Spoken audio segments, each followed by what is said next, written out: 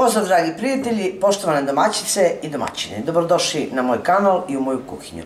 Kao što znate, vi se nalazite na kanalu Kuhinja Valentina Mašković, gdje neko kuva za svoju porodicu, a također i za vas. Danas ću pripremiti jedan zaista jednostavan, ali preukusan i sočan kolač od jabuka. Jako jednostavno se priprema, nema zasebnog nešto kuvanja, sve smućkate u jednu posudu, ispečete i eto vama slatkiša. Pa, hajdemo da krenemo. Šta nam treba? Ja ovdje imam ovako 4 krupnije, baš onako krupnije jabuke, koje ću oljuštiti i izrendati. Potrebno mi je 3 jaja, jedna čaša, sa jednom čašom merite sve, jedna čaša šećera, pola čaša ulja, jedna čaša jogurta, 2 čaše brašno, 1 prašak za pecivo, dodat ćemo, ja mislim da obožavate cimet kad se radi o kolaču sa jabukama, i dodat ću ovako čokoladne mrvice. Pa možemo da krenemo sa radom. Prvo što ću raditi je da oljuštim i izrendam jabuke, a onda idemo dalje. Evo, kao što vidite, izrendala sam 4 veće jabuke, to je negde oko kilogram jabuka. I odmah ću staviti cimet, otprilike 1 kašičicu, zavisi koliko volite cimeta, i izmešati. Sad možemo krenuti sa radom. Prvo što ću uraditi je da stavim jaja. Prvo ih malo umutite bez šećera, a onda ćemo dodati šećer. U umućena jaja dodat ću 1 čašu šećera i nastaviti dalje sa mućenjem. Tako što sam umutila, dodat ću pola čašu ulja, 1 čašu jogurta, nastavit ću dalje sa mućenjem. U jednu posudu stavit ću 2 čaše brašna, 1 prašak za pecivo,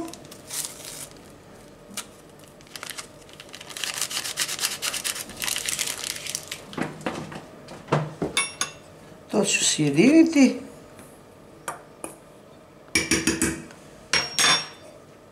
mutit ću i postepeno dodavati brašno sa praškom za pecivo. Ovako, u mućenu masu dodat ću jabuke izrendane i osim toga dodat ću i čokoladne mrvice. Ovako, otprilike 1-2 šake.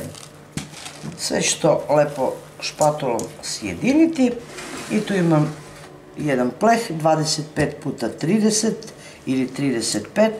Lagano ću to izručiti u pleh i uključit ću rernu na 180 da se zagreje i stavit ćemo da se peče.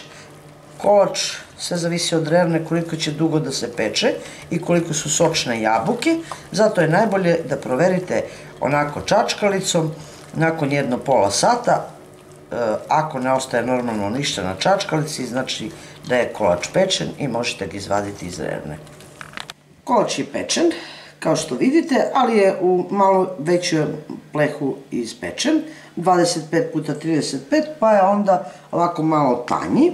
Da je 20 puta 30, bio bi malo višlji normalno, i sad ću ja ovaj starinski kolač malo da ulepšam i malo da osavremenim. Dodat ću mu umućeni šlag ili slatku pavlaku i onda, verujte, bit će po meni još ukusniji. Jednostavno ću samo premazati preko i možete posuti mlevenim orasima, lešnicima, ili ovako, ja ću iskoristiti ove mrvice koje smo stavili i unutra, stavit ću ih i preko, pa ćemo onda izrezati da vidite kako izgleda ovaj kolač. Hajde da izrežemo i da vidimo. Lepo se reže, lagano, manje veće kockice, kako god volite, možete izrezati.